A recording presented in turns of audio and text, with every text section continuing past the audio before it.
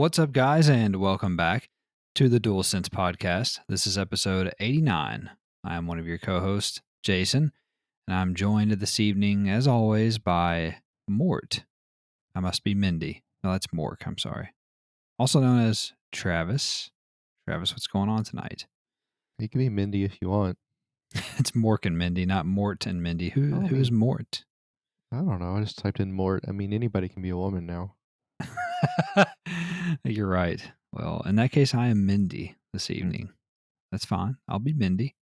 But what's good? You know anything? Anything good? Do we want to talk about our platonic date to watch the Batman? Oh, yeah, we should talk about that. Did you enjoy the Bob Pattinson Batman flick?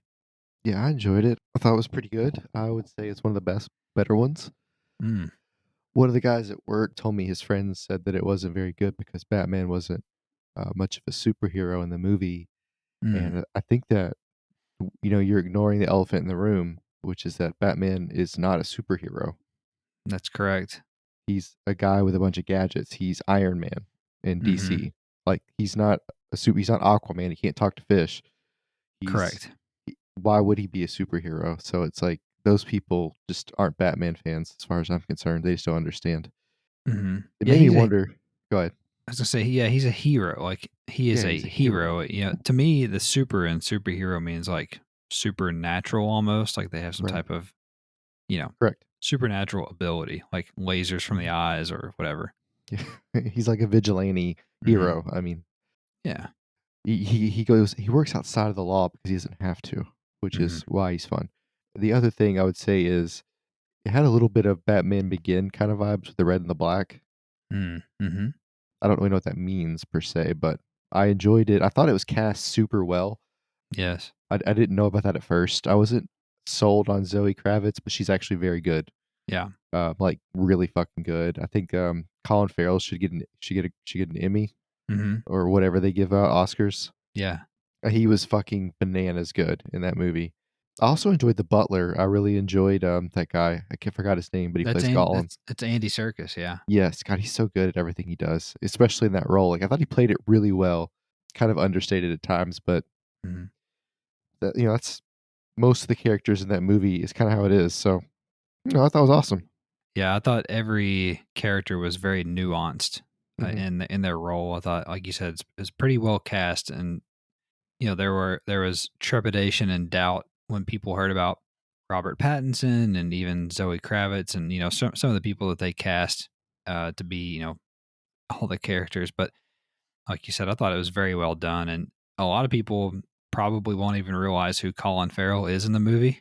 I didn't because there's so much makeup and costume and everything on him, but he is the Penguin, and he's not drunk. So yeah, true.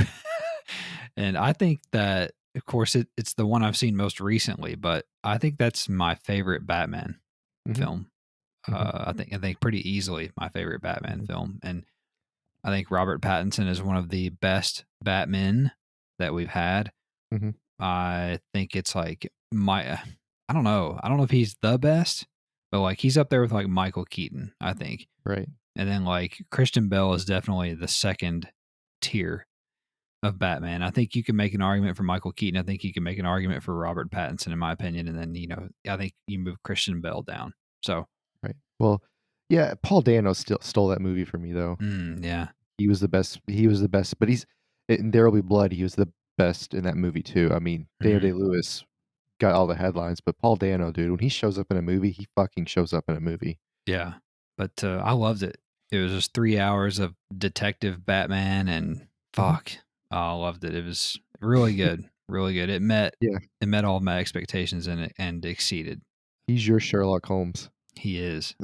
And Batman's my hero. He's my comic character. He's the only one that I really enjoy them, quite a bit. So yeah, I definitely recommend going and seeing it. And I mean, like you said, we went on a date. I wouldn't call it platonic. I mean, I think it's a little more than that, but yeah, it was good. Anyway, Travis, we are a weekly podcast where you and I get together and we discuss all of the week's PlayStation news, rumors, new games, and much more. We do it all in under 90 minutes, of course. We post on We posted new episodes on Monday on all the usual podcast services around the world, as well as the YouTube, where we also share gameplay videos and whatnot on there. You can also find us on social media at the Twitter at the DualSense Pod, as well as Instagram and Facebook, and also on our blog, which is the DualSense. Yes, what is our podcast called? Yeah, the DualSense Podcast.wordpress.com. And so just find us wherever you please, and let's talk PlayStation or Batman or Bob Pattinson. I'm sure people have no idea who I'm talking about when I say Bob Pattinson, but I always like to abbreviate those. But anyway, Definitely Team Edward now. yeah, Team Edward. Big time Team Edward. Team Edward. So without further ado, Travis, let's jump into the news here, starting with number 1. Sony graced us with a new State of Play presentation this week, focused mostly on updates for Japanese games, developers, and publishers. Although it's unclear if this stream was the heavily rumored event mentioned ad nauseum over the last couple of weeks by insiders, it still packed a bit of a punch. Here's a recap of everything shown during the Japanese State of Play. First off, we saw Capcom reveal a new IP called Exo Primal. It's a new cooperative third-person shooter due out sometime in 2023 that sees teams of up to 5 players fighting dinosaurs in exosuits. Who's in exosuits? The dinosaurs or you? The humans, the players. Oh, okay.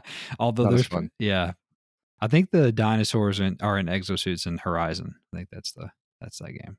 Oh, So we'll I guess I'll keep going here, then we can talk about anything that interests us. But, second up, after that, we saw Microsoft Studio Tango Gameworks brought a new and improved gameplay trailer for Ghostwire Tokyo, which releases on March 25th.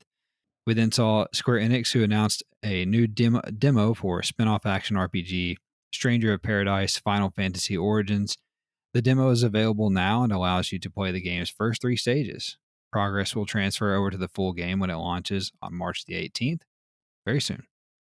Square Enix also showed a new gameplay trailer for Forspoken, which looked much better, admittedly.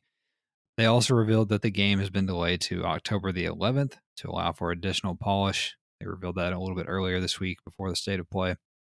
Bandai Namco announced Gundam Evolution, a free-to-play first-person shooter for both PS4 and PS5 that pits teams of 6 against each other across 3 game modes. They showed off gameplay and revealed that it will launch sometime later this year, and a network stress test will take place sometime this spring.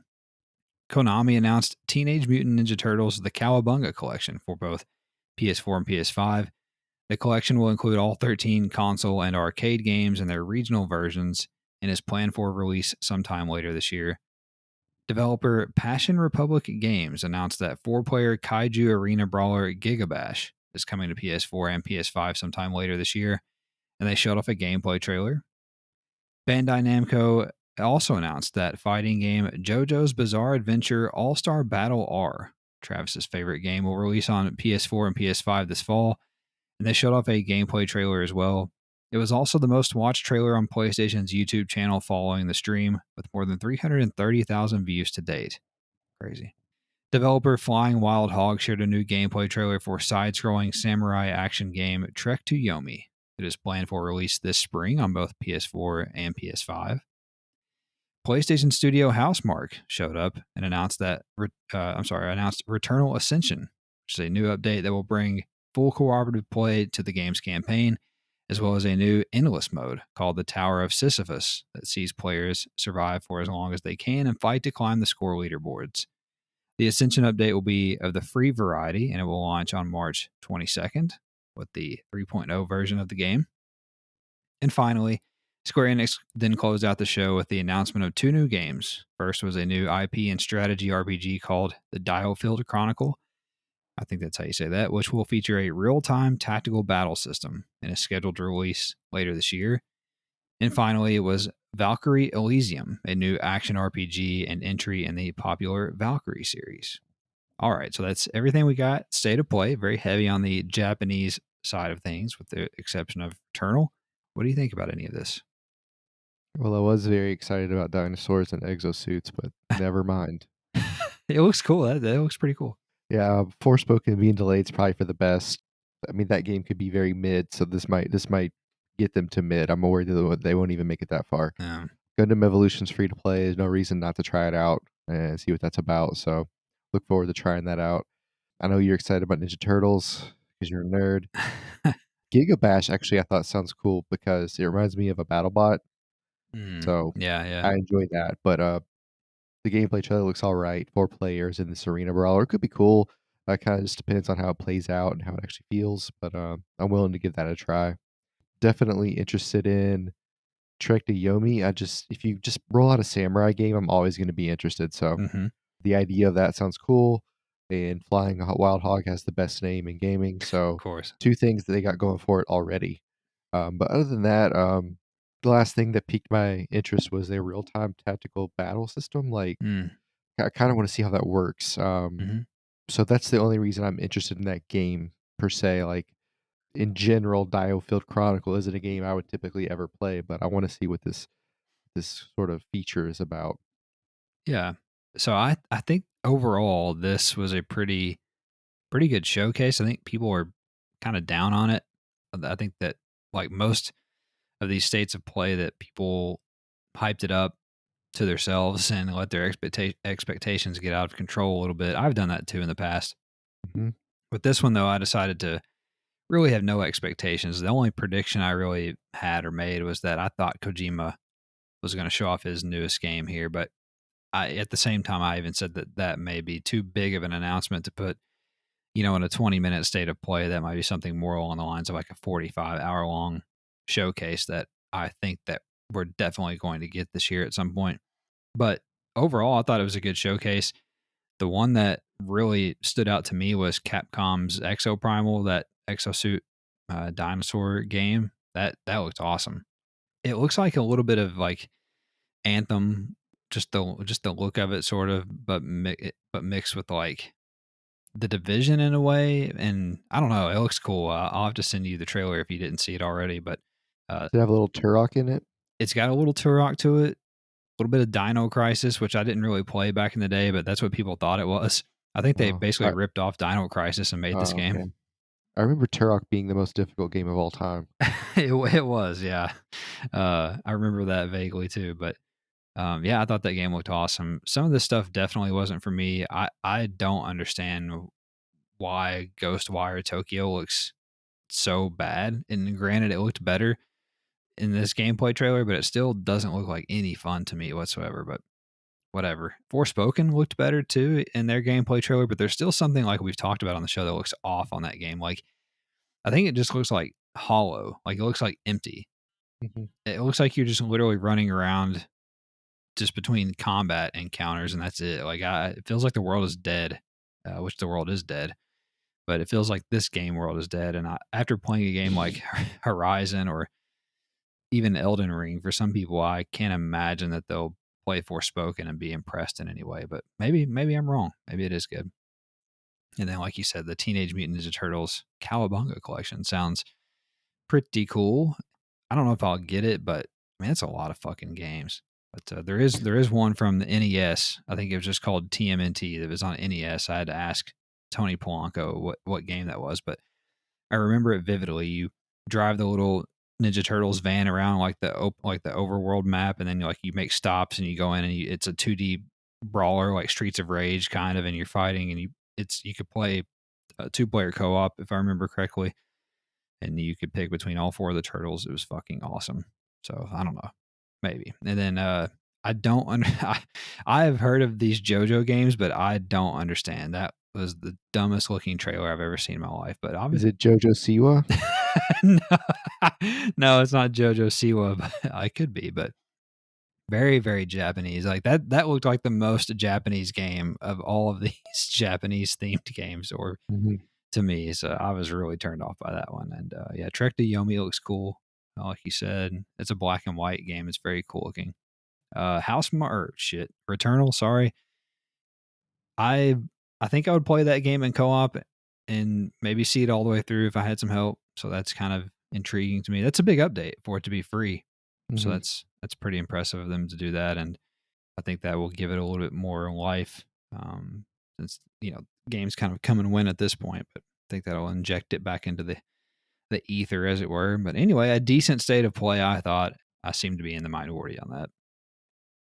Number 2, as promised, Sony continues to expand its repertoire of film and television projects based on prominent PlayStation IP. As Deadline reported this week that a God of War television series is currently in development and in negotiations between Amazon and Sony over streaming rights. The show is being co-produced by Sony Pictures Television and PlayStation Productions, of course, and it will be adapted for the small screen by Mark Fergus and Hawk Ostby, the creators and executive producers of hit sci-fi show The Expanse, as well as the Wheel of Time executive producer and showrunner Rafe Judkins, who will also be involved with the project in some capacity. God of War first debuted in 2005 from Sony Santa Monica Studio, including 2018 smash hit Reboot, which has sold more than 20 million copies to date across PS4 and PC. That game's sequel, subtitled Ragnarok, is scheduled to release sometime later this year. This new television series gives PlayStation Productions 4 in development projects that we know about: The Last of Us series at HBO, a Twisted Metal series at Peacock, a Ghost of Tsushima movie from John Wick director Chad Stahelski, and now this God of War series at Amazon. What do you think? Does this move the needle for you? I feel like I already knew this was happening, but maybe I didn't. Oh, It just feels like something that I'd heard. maybe you had a premonition. Yeah, maybe so. This follows in the long line of things we've heard from Sony about moving into other worlds other than video games or using their video game IPs in other worlds. So, not surprising. Obviously, Uncharted was a smash hit, so there's a lot of, I think, confidence right now moving forward. Mm-hmm. I can't imagine The Last of Us is bad. Oh, no. So, that's going to be really good. Yeah. The weakest thing to me is Twisted Metal because I can't imagine you could take that series in 1,000 different directions. Yeah. So it's hard to imagine. But the good thing about this God of War series is it is on Amazon, so they could hide it if it's terrible. True. Yeah. It's not like it's Netflix. Yeah, but they have like The Expanse has a really big following, so Yeah. or kind of a cult following. So having people tied to that series, I think will be a good thing. And the story, the way that the God of War has been written in the past, people always talk about how much they love the story. So there's definitely some good writing there. I'm sure that that will translate well to the screen. I mean, that's what we saw with Uncharted, so it's kind of hard to imagine it won't. I think that this has a lot of similar strengths on paper that the Last of Us series has. It'll be interesting to see if the casting follows that same level of blueprint that we saw with the Last of Us, because I don't really see any reason why this should fail. I'm not sure that. I wonder where they're going to start with the series. Right? Are they going to reorder the whole series, kind of like they did with this Uncharted thing, or what? Hmm. I would be interested to see how that works. I think that God of War makes sense as a series rather than a movie or series of movies, just because I think that there's so much lore now, especially that they've Mhm. since the 2018 reboot, that they could kind of make this. They could make this a very long show if they wanted to, and I'm also curious because if you remember a few weeks back, we talked about how The Rock is allegedly making a video game. Well, no, he said a movie, I think. Maybe it didn't. Maybe it didn't. But he's working on some type of video game project, and you can definitely picture The Rock as Kratos. I feel like because he's just this That'd big be kind of jacked cool. ass guy. But I can't imagine him doing a show that's on Amazon. True too. Yeah, he's He might be an EP though. right because he does. He is like one of the biggest stars in the world, in film right now. So that does seem a little bit far fetched, but the most exciting thing about all of this to me, when you look at it as a whole, especially, is that Sony seems to be going and getting talented people to work on their IP. So, as someone who loved The Expanse, the getting the guys who are responsible for that show, I think, is a big, big deal to work on God of War. I think that bodes very well for the series. It's just like them going and getting the guy who made Chernobyl, the limited series for Mhm. HBO, get him to do The Last of Us. That makes sense. Yeah, that instills a lot of confidence, and getting the John Wick director to do Ghost of Tsushima. It really seems like they've got this thing clicking on all Mhm. cylinders at this point. Yeah, but they're putting talent in the right place. Like when Correct. you talk about who they've got, and you're like, oh, it makes sense. They would like, oh, it makes sense. The Expanse guys on God of War. Okay, that I could see the link. Yeah, because The Expanse is very heavy. Is a show that's very heavy on lore and world building, and I think that's going to be key for a God of War series as well. And then when you look at the Chernobyl series, it was very dark and bleak. It's a very dark and bleak show. I don't know if you ever did. You ever watch the Chernobyl thing on HBO? Oh, it's on my list. It's a very dark and bleak show, and that's what The Last of Us is, dark and bleak. So you can see these synergies, and then obviously John Wick, and then you played Ghost of Tsushima, so you can definitely see how that lines up as well from an action standpoint. So Yeah, also dark and bleak. yeah, yeah. So I just feel like that they're really so far they're really hitting the mark with these creative decisions, and that's very exciting. Number three, a further development on the rumor mill claims that PlayStation is indeed bringing back the Sly Cooper series, according to alleged insider account NGT, who also claimed that original developers Sucker Punch Productions are not making the new game. That's where Xbox era host Nick Baker chimed in to add that his sources claim developer Pixel Opus, the team behind Concrete Genie, are the ones working on the project in collaboration with Sony Pictures Animation. It's worth noting that both a Sly Cooper film and television series were both in development at one point, but failed to see the light of day. The animated film got as far as receiving a trailer back in 2014 ahead of a scheduled 2016 theatrical release that obviously never happened. The animated series, meanwhile, was scheduled to start in October of 2019 and had a staggering 52 episodes commissioned at one time. So, what do you think about Sly Cooper returning? Are you a Sly Cooper guy? I just don't get it. I feel like that this would have the same impact as remaking Spyro the Dragon. Like maybe Spyro would even have a much more appeal than this one. It's just Mm. I don't. Is Sly Cooper that popular? Like, I don't really know. I never played it when it was, in its heyday. So, right. I just feel like if you're gonna make an IP, a video game IP into anything, animated, mhm, live action, whatever it is you want to do, don't care. You want to put them in freaking commercials. They have to be like recognizable mhm, to people who maybe aren't in the video game world. Like people would not know what Sly Cooper was. right, Like I had forgotten Sly Cooper was a thing until I couldn't get the fucking headband on Ghost of Tsushima. right. It's You not know, like like Teletubbies or Spider Man or something like. right. It's just I don't know. Like even my parents, like they'll be like, "Oh, this Last of Us thing looks interesting. Oh, it's a video game. Okay, that's interesting." Like I don't know. You know what I Mhm, mean? Like there's some sort of like crossover there that maybe they've subconsciously recognized it from a commercial or something. But like I don't know. I just don't get it. I just don't see it. And yeah, like this feels like, hey, well, let's remake something that should make us some money because people will get all in their nostalgia, and then we can make something else. That's kind of what this feels like to me. Maybe not necessarily a money grab, but it's something. yeah. It is a weird series to bring back, but I mean, at the same time, there's Ratchet and Clank, which Sony brought back, for the first time in 2016, and then obviously in 2021 with Rift Apart. And while Ratchet and Clank Rift Apart was a good game, a great game, I just don't. I still, it's not for me. It wasn't for me really. I played it Mm. out of respect and appreciation more than anything, and I enjoyed it. But like at the same time, it's not like something that I'm dying for more of. Is what I'm trying to say. So Yeah, it's like Cooper just feels like there's other games that are better at doing what it does. yeah, I mean, there's 3D character platforming, basic action platforming, basically is what it is. And I do have the collection on Vita. I've messed around with it a little bit, so I'm vaguely familiar with it, the premise of it, I guess. But I don't know if it needs to make a comeback. I feel like there's a lot of other IP that PlayStation owns that should get a comeback before Sly Cooper, i.e., Resistance, and most importantly, SOCOM, of course, my beloved SOCOM. Like that's something that they should bring back before they bring back Sly Cooper. But at the same time, maybe they're trying to have something that's a little bit more. Maybe they're trying to have a little bit more diversity in their first party lineup. Maybe they need. I'm sure that they need games like Ratchet and Clank, like Sly Cooper, something that that Uh-huh. parents can go out and buy for their 8 or 9 year old. Like what I'm saying. So maybe they need that. But an animated series on top of that potentially. I mean, why else are they working with Sony Pictures Animation? I don't know. I don't know. It's not Batman, guys. Like it doesn't have a pull. It's not there's no gravitas to this I series. kind of feel the same way about that as I do Twisted Metal. Like, I don't know that Twisted Metal needs a Right. series.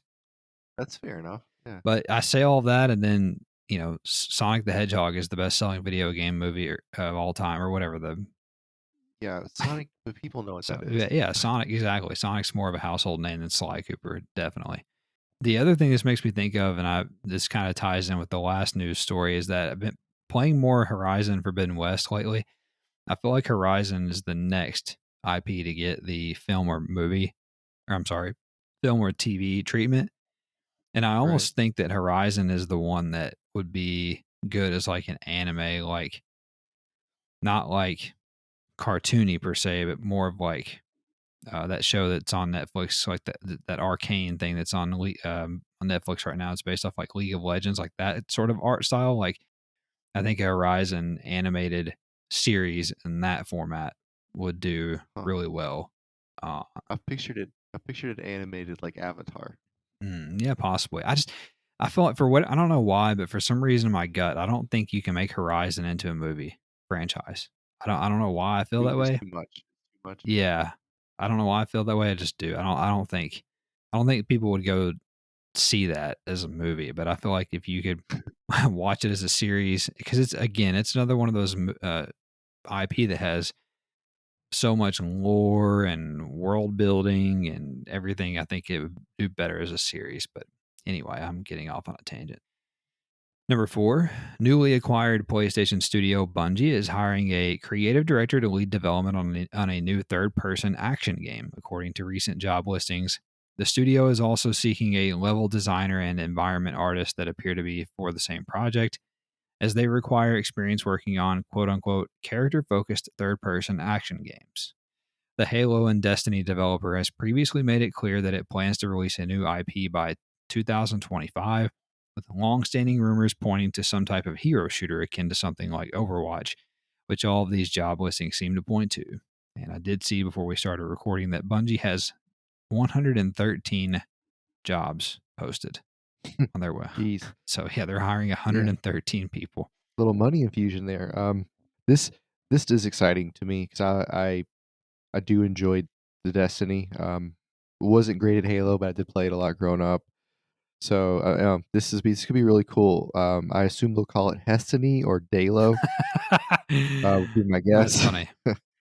But I do think this could be really cool. I mean, like Bungie is good at making these sort of third person that's what they do. They're really good at this. So hopefully this kicks ass. I kind of hope it does because I would like to have a game like this on the PlayStation. Yeah, this excites me as well. I think that them moving from first person to third person could be interesting. You know, a hero shooter, I don't know, that doesn't necessarily get me excited. Something that's similar to Overwatch. Of course, we know nothing about it. That's rumor and speculation, but I don't want to play an Overwatch game. I just don't. I don't want to play an a Why is I that? don't it's a little bit too corny for me. I don't want to play an Uh-huh. Apex Legends, something. I don't want to do that. Right. I just don't. But there's also rumors today, in addition to me seeing that they're hiring 113 staff members, which will put them over 1,000 employees, I'm pretty sure. There's rumors that based off those 100 plus job listings that they're working not only on a new IP, but something else as well, another game of some sort, and that they're also continuing to work on Destiny 2 expansions, which they have not announced yet, beyond what they've already said. So that's all Mhm. very interesting indeed. Yeah, I mean, I can have a lot of fun with a third person action game. Can we not drop into places and Yeah, stuff like we're playing Modern Warfare? That'd be really cool. right, right. So yeah, whatever what did Sony $4 billion Sony paid for him? $3 billion. That's I mean, I'd say they could probably hire 100 people. Number five, Sony officially cut off business with Russia this week after the country intensified its invasion of neighboring Ukraine. A company representative told GamesIndustry.biz, quote, Sony Interactive Entertainment joins the global community in calling for peace in Ukraine.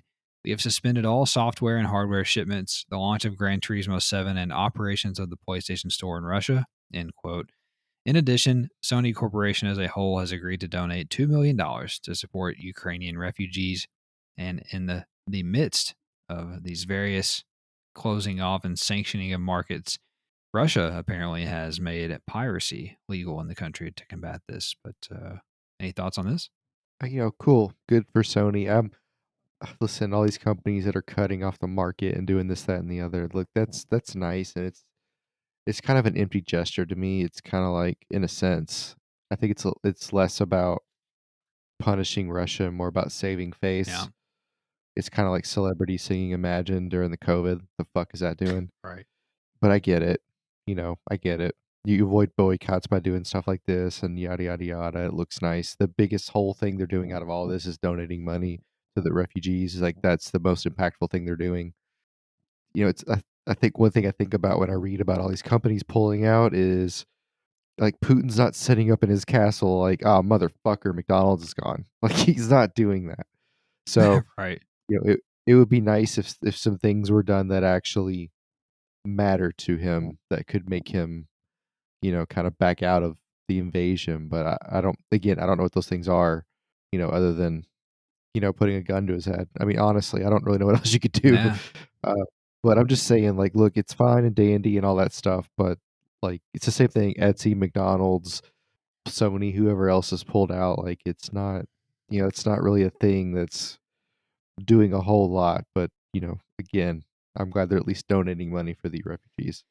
Yeah, I agree with you. It feels like, I mean, like, you look at this and you think, okay, this is nice. Like, this is nice. This is great. But like, what does this really do? Like you said, is Putin playing PS5? Like, no, he's not playing Horizon right now. So like, Yeah, he's heated. He can't play Horizon. the only people this hurts are the people who live in Russia who probably don't want to be doing this either. So I don't know. I mean, I understand it's, you they're using the means that they have. That they have, Yeah, yeah. like it's not like they can do anything else. So they're doing what they can.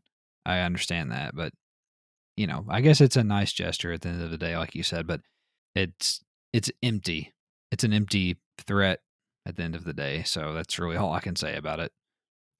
Number 6, industry sales analytics firm, the NPD Group, released their February report this week. Consumer spending across the entire video game industry fell 6% year over year as the market continues to adjust back to pre COVID conditions, in addition to continued hardware shortages. The PlayStation 5 leads video game hardware in 2022 dollar sales year to date, while Switch has sold the most units, of course. Elden Ring debuted as both the best selling game of February and 2022 as a whole. Horizon Forbidden West, meanwhile, was the second best selling game of the month, while ranking first on the PlayStation platforms. Dollar sales of the PlayStation 5 version of Horizon Forbidden West set a new launch month record for the PS5 platform, and the best selling PlayStation games for February were in order.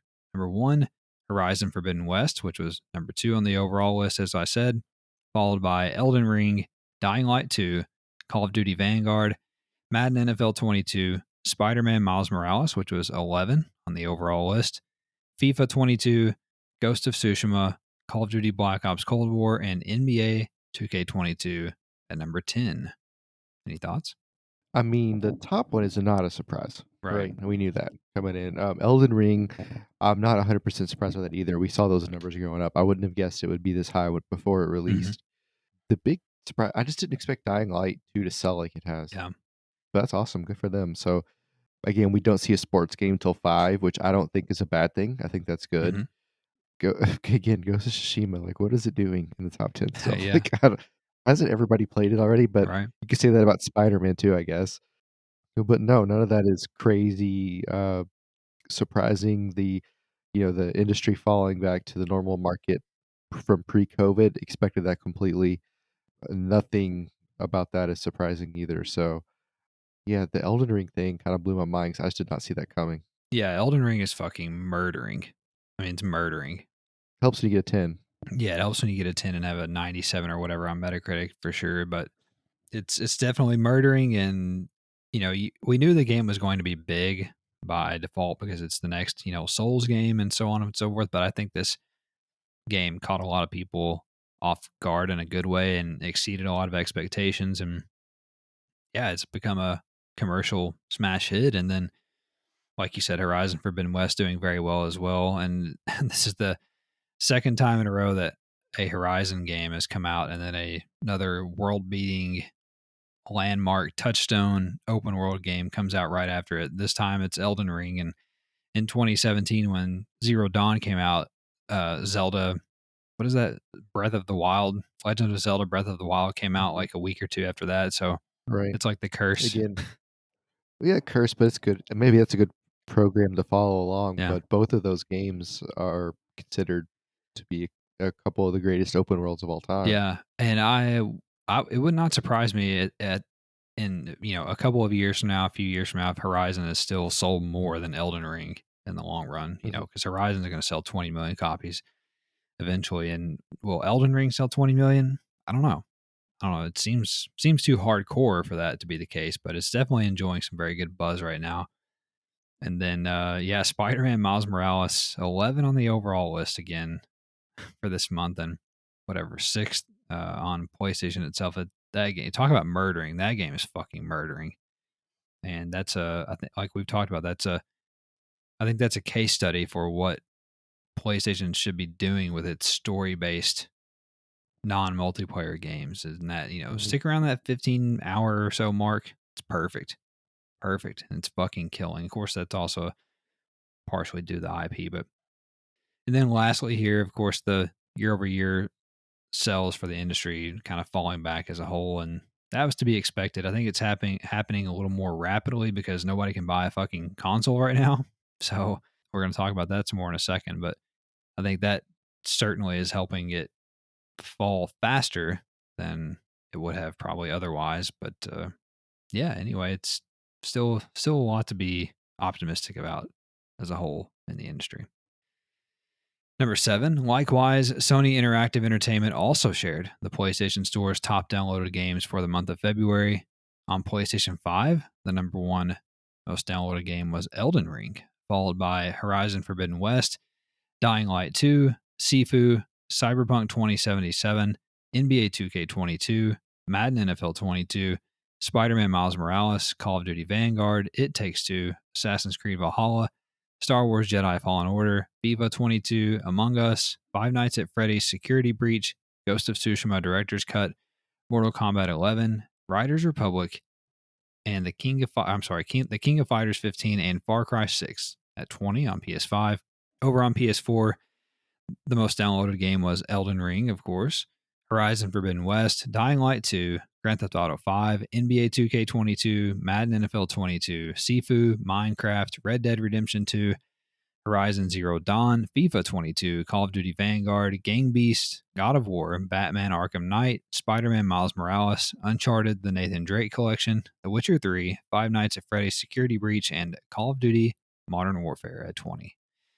On PSVR, the most downloaded game was Beat Saber, Creed Rise to Glory, Job Simulator, Superhot VR, Zenith, The Last City, Rick and Morty Virtual Reality, Vacation Simulator, Gorn, Gun Club, and Swordsman. In free to play, the most downloaded game was Fortnite, followed by Apex Legends, Warzone, Rec Room, Yu Gi Oh! Master Duel, Rocket League, Destiny 2, Genshin Impact, Brawlhalla, and Rogue Company. Okay. Does anything stand out to you? I feel like you should just call the free to play section the virgin section. It's also basically the same every month, with the exception of Right. So Yu-Gi-Oh. so So is PSVR, but that's just how it is. yeah. So on the 4, what I thought was interesting was you see Arkham Knight and then the Nathan Drake collection. I wonder if those are tied to the movie releases. People are Oh, like, "Oh I man, didn't even yeah, think about I that. miss playing those games." Yeah, that's a good point. Same thing with The Witcher 3. I wonder if Elden Ring came out and people were like just got nostalgic about The Witcher 3 Hmm. for whatever reason. I could see those two being tied together. But what I think is really interesting about the PS5 downloads is if you look at the top 4, Elden Ring, Forbidden West, Dying Light 2, Sifu. Hmm. Elden Ring and Sifu are difficult games. They are. Like they take a talent. And even you have said that Forbidden West can be difficult at times. They can. So interesting that 3 of the top 4 could be considered difficult games and you difficult single player games, Yeah. right? Like I don't think people really expect that on a bestseller list. Like when they make those types of games, I don't think they're imagining they're going to be in the top 4 downloads for a month. Right. Like maybe they are, but like when you make like a Call of Duty, you expect that. Any sports game, you expect that. Um, any IP like Spider Man or even Assassin's Creed, I think you could expect that, especially in the beginning. Hmm. But like Elden Ring, Sifu, like I would not expect to be in the top 5 if I made those games. I would expect to hover around the, you know, 7 to 12 mark and just be there for a while. is what my best case scenario would be. Sure. So I think that's interesting because I think that says something about video game community that maybe isn't talked about so Yeah, much. and also two of the early PS5 exclusives were Demon Souls, brutal game, and Right, Returnal, right, a hard game. right. Which is interesting, right? If people act like it's not a Yeah, thing, but it is. yeah, I agree. Anything else that jumps out to you? Cyberpunk at 5. I don't know what we're doing. Eh, I guess it's okay now, Yeah, it but got the next gen update. That's why. yeah, I get that. But to me, it's just like if you have an alcoholic uncle, you just get rid of him. Like Just roll them over listen, the hill. it's cool that he's clean, but like how long? Mm-hmm. How long? Okay. So whatever. Yeah, I hear you. Well, interestingly enough, on PS5, the top four games all came out in the month of February. So that's pretty impressive. All of the major releases are the top four bestsellers on PS5. They're all rated pretty well. Yeah, and then let's see, anything else on PS5? Riders Republic kind of hanging in there is interesting. On PS4, the only thing I really noticed was that the Forest is not on there, which is Oh God. so it finally fell off the cart. And that's a very good observation also about Batman Arkham Knight. Totally didn't even make that connection. Obviously, the Batman movie is out. People were probably in the mood to have a little Batman in their life in February, and so downloaded Arkham Knight. I gotta say, if you're looking for something that is similar to the Batman movie, after watching it, Arkham Knight, I think of the Batman games that we have so far is definitely the closest to that. Very dark, very gritty, very detective like. So, and then there, of course, is the rumored next gen remaster of that game from the Nvidia leak. So we'll see if that's real or not. And then nothing really jumps out to me on PSVR or free to play. Number 8, we also have a lot of news nuggets here as well, Travis. Feel free to join me. First nugget, global news outlet Reuters reported that Russia's invasion of Ukraine has halted half of the world's neon output used to make semiconductor chips. Two of the world's largest suppliers of semiconductor grade neon, which is used to make lasers that cut the chips themselves, are Ukrainian companies that have halted operations due to the attack. So Hmm. you better just buckle up for more fucking console shortages. Thank you, Russia. All that news nugget makes me want to do is listen to Brooks and Dunn. Oh, You know what's interesting is I was talking to somebody at work the other day about how like, if we had to, like we're really good at inventing and fixing things when we have to. So right. this might give rise to maybe creating a different way to kind of cut these chips and stuff. Who Hmm, knows? Who knows? sure. Which could be a good thing. Yeah. Next nugget. PlayStation announced a new commentary team for the upcoming MLB The Show 22, featuring John Bogshambi and Chris Singleton as the new play-by-play and color analyst. Website GamesIndustry.biz reported that 8 new women have joined the gender discrimination lawsuit against Sony, alleging sexism at PlayStation. The group includes both current and former PlayStation employees and comes after news that Sony requested the original lawsuit be dismissed for a lack of evidence. They're about to get dinged on this one. Looks like New women implies they were men. they're just now becoming women, and they'd like to join the lawsuit. Also, a Dutch court has overturned a 2020 ruling that fined Electronic Arts $10 million for violating the country's gambling laws via loot boxes in FIFA. So Electronic Arts said, "Hey, let's just call it 5 million and you can have that directly." Netflix has hired former PlayStation executive Roberto Barrera as its new head of gaming strategy, planning, and analysis. Barrera had been with PlayStation for 11 years, most recently as senior director of corporate strategy. Netflix Spartacus. Yeah, if you remember, there were rumors several months back of some type of Netflix and PlayStation partnership, Hmm. and there were those screenshots or something of like Ghost of Tsushima being on Netflix, and it's kind of weird. So something's going on there. Also, a class action lawsuit has been filed against Take Two Interactive, claiming that NBA 2K loot boxes psychologically distance players from their real world impact. What? So I read a little bit of this, and what they're trying to say in this lawsuit is that the loot boxes in NBA, like you don't realize how bad they are. Like you don't realize what you're doing basically. Like they frame the card packs and shit in a way that you don't understand that you're gambling. Is what they're trying to say. Well, they If could that say makes that for sense. any loot box, couldn't they? Sure, I don't know. absolutely, I've never had that problem. Like, right, first time I saw one, I was like, "I'm not gonna get shit out of this." Like, does that what does that mean? Does that mean I'm right. just cynical? Like, I don't. Yeah, Okay, I mean, I'm not one of these people that spend $1,000, a month or whatever on NBA card packs or whatever. But there are certainly that people that do. yeah, maybe that generation is just raised with a different interpretation of money, Sure. or they're just ignorant. Like, I don't. It's like, why are we suing them for that? Like, whatever. Yeah. Also, Metal Gear Solid and Death Stranding creator Hideo Kojima has received the Minister of Education Award for Fine Arts in Japan. The award has been awarded annually since 1950 to individuals who have made outstanding achievements in the arts. Good for him. Former Ghostwire Tokyo creative director Ikumi Nakamura announced the founding of her new game studio based in Tokyo called Unseen. Gamescom will return this year as a hybrid in person and online event from August 24th through the 28th. Website Video Games Chronicle reported that Overwatch 2 will hold a closed beta test in late April. Travis's favorite game. GameStop held their first in-store PS5 sales event in 43 days on Friday, Travis, just to give you an idea of how supply constrained the console is. So, like I said, you better buckle the fuck up for that.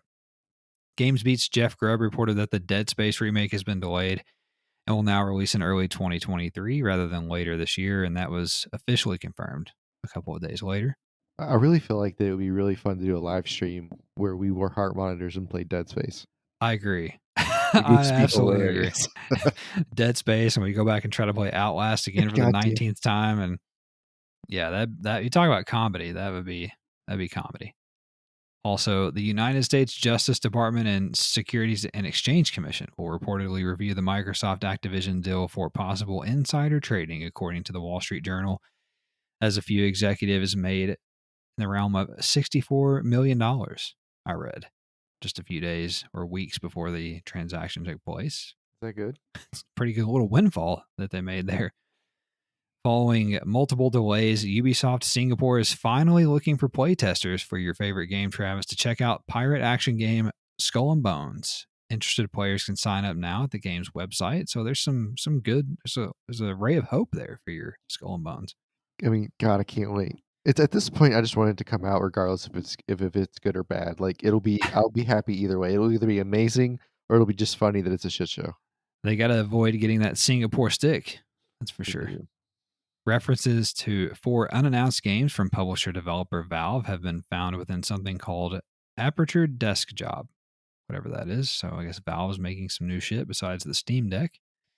The original Dying Light received a next-gen update this week with 3 different graphical modes for both PS4 Pro somehow and PS5. PS4 Pro is not next generation, guys. Just FYI.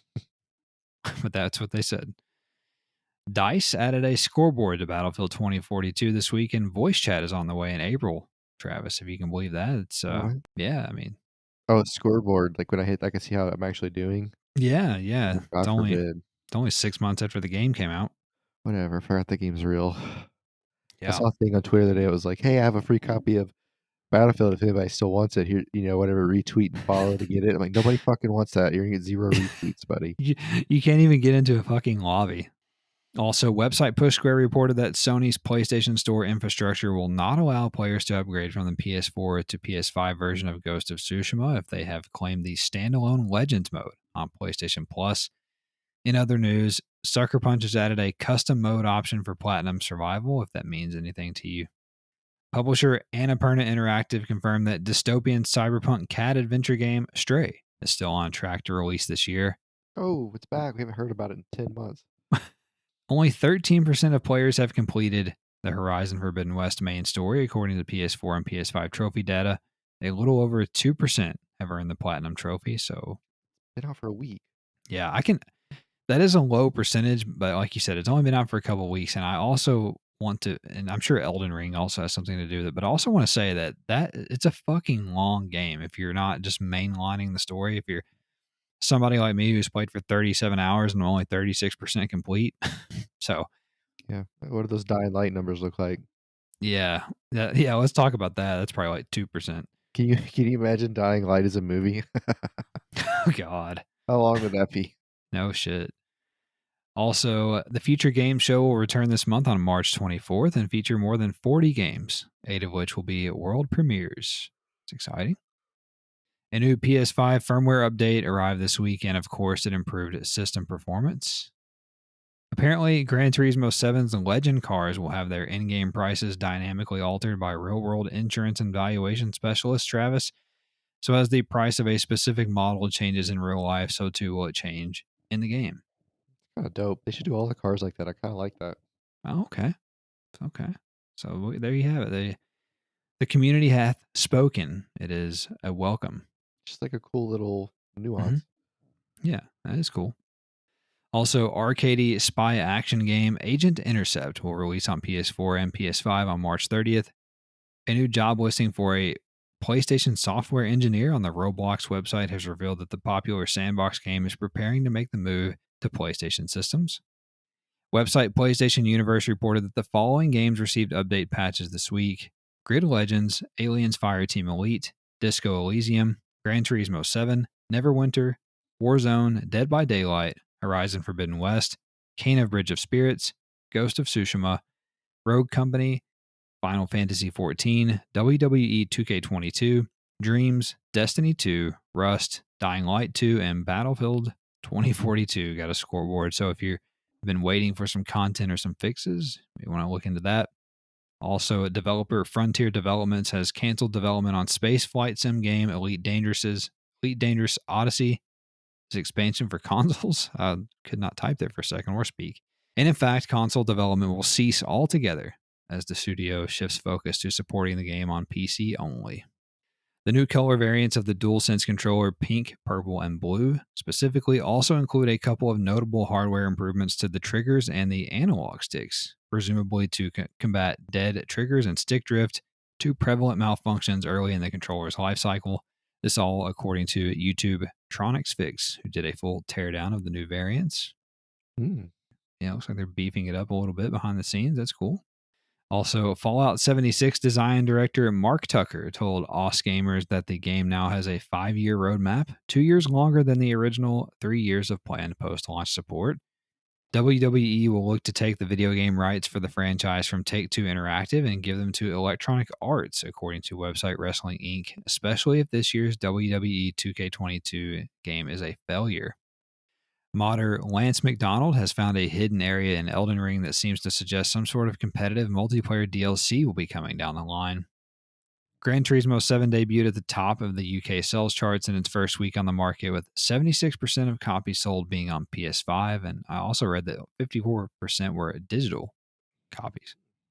Ubisoft's Melee multiplayer game For Honor is finally getting cross platform play a mere 5 years after launch, beginning on March 17th. I can't believe that's 5 fucking years old. I know, right? Website Gamatsu reported that the United States ESRB has rated fighting game Them's Fightin' Herds for both PS4 and PS5, and that is a fucking phenomenal name. That is a phenomenal name. Procedurally generated story adventure game Curious Expedition 2 will come to PS4 on March 17th and include DLC.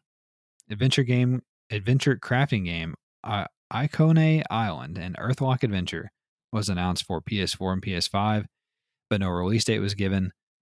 Developer Frontier Developments announced management simulation game F1 Manager 2022 for PS4 and PS5.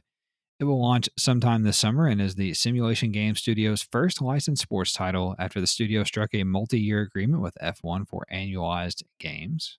It's kind of neat. Yeah, I think I might like this. I think I could probably play a soccer simulator like that too, like Soccer Manager Simulator, because I tend to like that part more than actually playing the games on FIFA. Yeah, there is one. It's Football Manager. It's just not on PlayStation yet, Oh, cool, perfect. but it's very popular. Also, Lost to Judgment will receive new DLC called The Kaito Files on March 28th.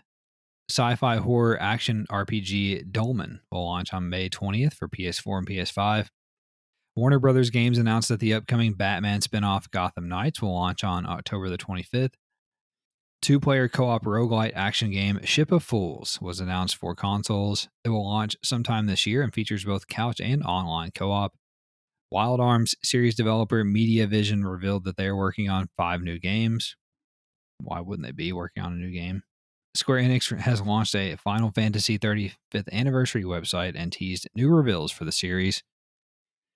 Sony-owned fighting tournament, the Evolution Championship Series, otherwise known as EVO, announced the official game lineup for 2022, including Dragon Ball FighterZ, Grand Blue Fantasy Versus, Guilty Gear Strive, The King of Fighters 15, Melty Blood Type Lumina, Mortal Kombat 11 Ultimate, Skullgirls Second Encore, Street Fighter 5 Champion Edition, and Tekken 7. Mm-hmm.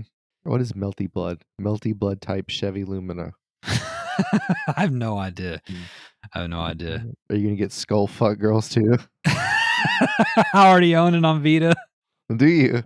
Yeah. How is it? It's actually pretty cool. It's a pretty cool fighting game. Yeah.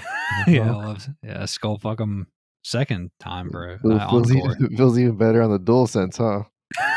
Feels even better the second time. Oh boy. Also, JRPG Disgaea 6 Complete will launch on PS4 and PS5 on June 28th. I know you're excited about that.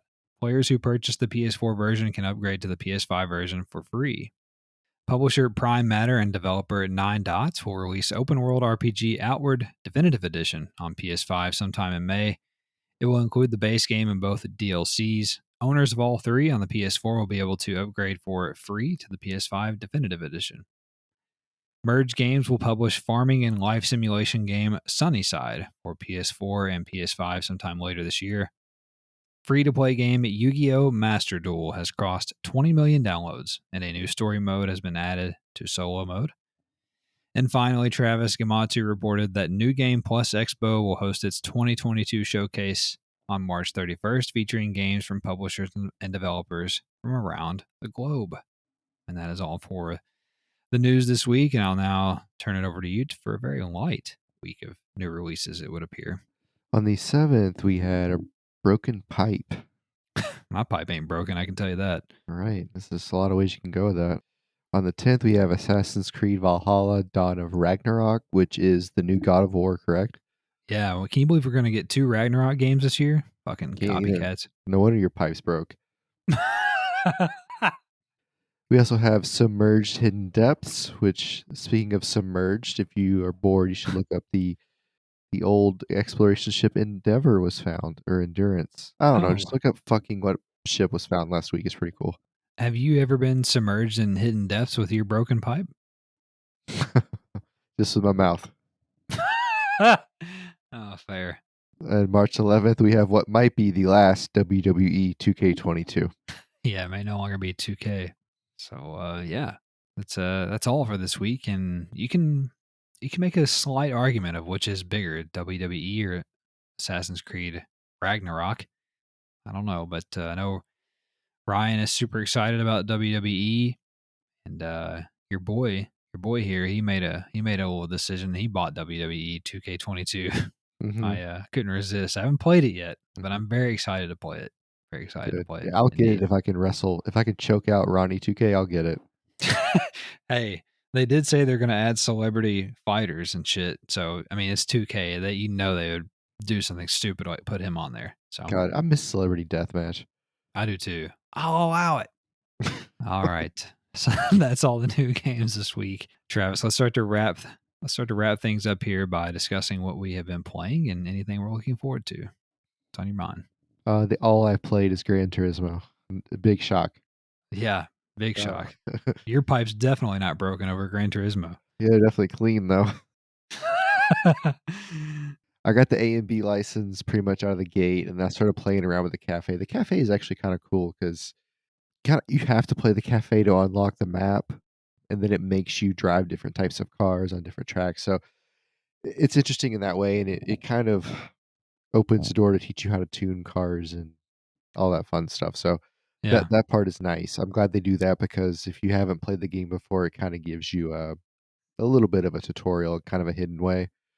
There's a really old car that I want. It's a Alfa Romeo. I want to buy it. It's like a 1929, and you have to get it in the Legends store, which like the used car store, it updates every 24 hours, so you don't know what's in it. It's random.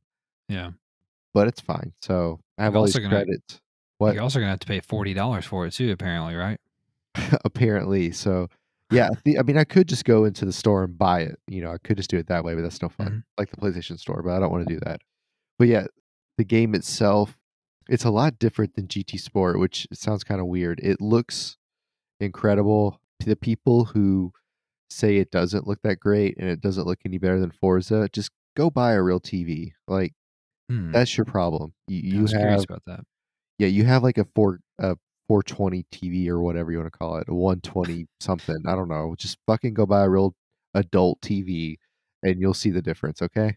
But yeah, like, it's the shadows on it are really good, the way the light moves, when you're doing the cafe challenges and the missions and stuff, they make a point to show you the weather dynamic, the lighting differences, the daytime changes. They do that to show you kind of how all that stuff works. So that is Right. cool.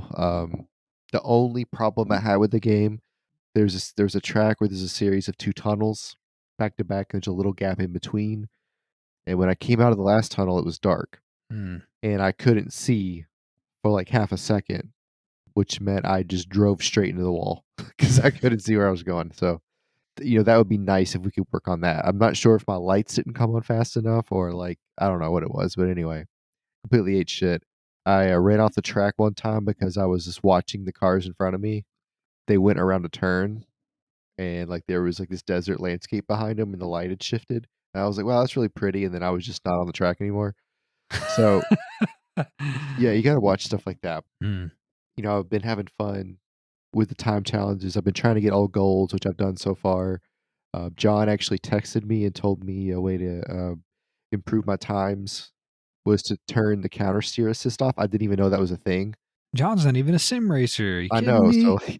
well, when I loaded the game up, it asks you like whatever your however you want to set your car up. So I did it. I did expert, did all the stuff. I turned everything else off I don't use any of the assists. Turn them all off because I hate them because it makes you slower. Uh huh. And I just didn't notice I didn't notice the counter steer. I don't even remember it being a thing on GT Sport. But he told me that, and I took it off and immediately got 2 golds. So, There you go. yeah, if you're having trouble with that, change that. But I like how, like, when I get done, it shows me my friends' leaderboard. And I have a couple Oh, of really? friends that yeah, I have a couple of friends that are playing the game. So it's always fun to try to beat them. John beat me on the first challenge, and I couldn't beat him. Are you serious? You still can't? All you do is drive and hit the brakes and stop in a lot of time, and I can't do it faster than he did. I don't know what I'm Wow. supposed to do.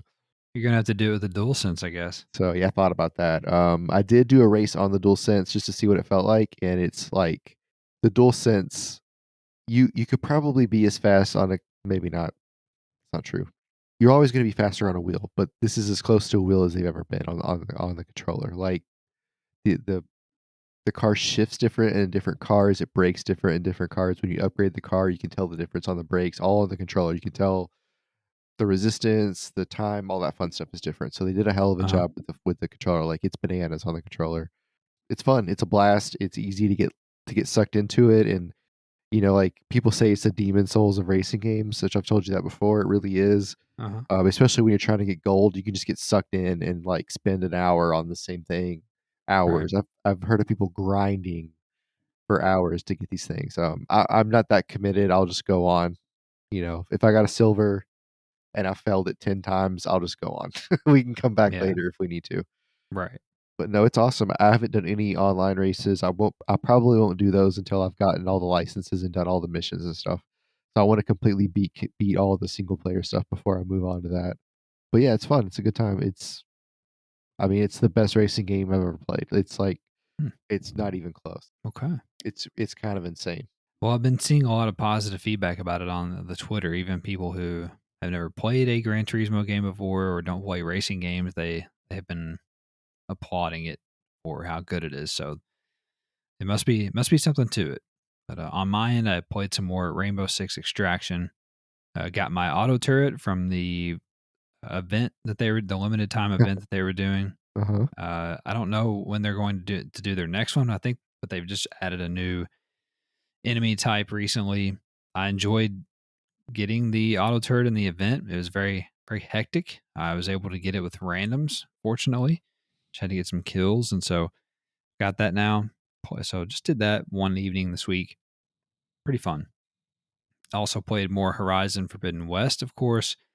As I mentioned, I'm like 37 hours in now and only like 36% overall completion on the game. I'm definitely more than halfway on the main story. I believe like maybe just over halfway through, maybe 60%. I'm trying to decide what I want to do because I have so many side quests and shit now that I don't know if I'm going to just mainline the story and come back to that, or if I'm going to keep like mixing it up like I have been.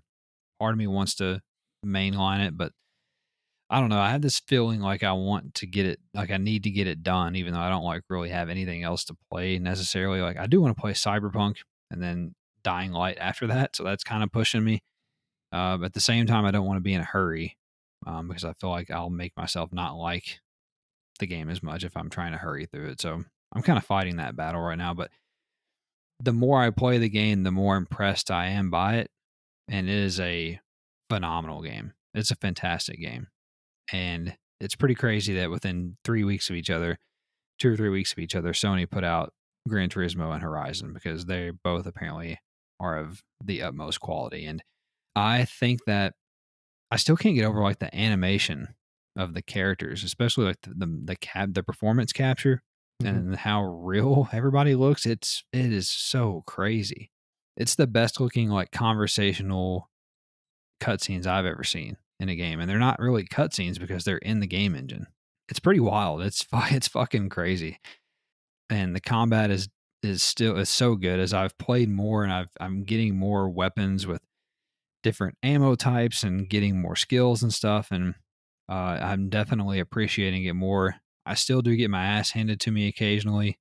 Usually, it's because I'm not using a very good strategy, or I'm not using all the tools available to me to help make things easier. So I guess that's my fault. I don't know, but I can't get over the game. It's so good, and then even it doesn't have one of the big flaws that a lot of open world games do, with the exception of like The Witcher 3 and Red Dead Redemption, in that its side content it seems meaningful. Like some of the side missions I've done, I would argue are better than the main quest. So I and the way that they tie in, like it seems like a lot of the side quests, if not all of them, tie into the world somehow. So what I mean by that is, like if I go and do a side quest and I free somebody that's maybe trapped somewhere, for instance, I'll see them later on in the game somewhere else, or they may be, in a main quest, for instance. So that's really cool. I think how they've done that. It's not like, oh, I did that. Okay, did save that person. Fuck off. Like it seems like the world is more alive than that, and that's really cool. And then lastly, I played a little bit of Nex Machina this week, which I would argue is Housemarque's best game. I was intrigued to play it after the news from last week that their new IP, their only clue that they gave for that was Nex Machina. So I wanted to go back and play some of that. It inspired me. Fantastic game. So good. So good. Just dabbled in that a little bit. And that's really it. That's all I'll play this week. I wasn't on a couple of nights again this week. So that's as far as I got. Anyway, I'm looking forward to playing some more Horizon this week, and then finally picking up some WWE 2K, see if that's any good. I'm pretty excited about that. So we'll see. But that's all I have, and that's all we have for the show. If you guys enjoyed it, don't forget to subscribe so that you don't miss an episode. We'll get delivered right to your podcast feed for you, wherever you listen. And also, if you would rate us or review us, leave us some thumbs up, some stars, hearts, so on and so forth. Maybe leave us a written review. Why not? Go crazy. And then finally, if you would share us with a friend or a loved one who you think may enjoy a PlayStation podcast such as this, where they can get all of the week's news in less than 90 minutes, we would be very appreciative of that. And don't forget to find us on social media. Talk with us on Twitter at the DualSense Pod, as well as Instagram, Facebook, and our blog. You can find us wherever, and let's talk. Anyway, we'll get out of here. You guys have a great week, and we'll talk at you next time. Bye bye.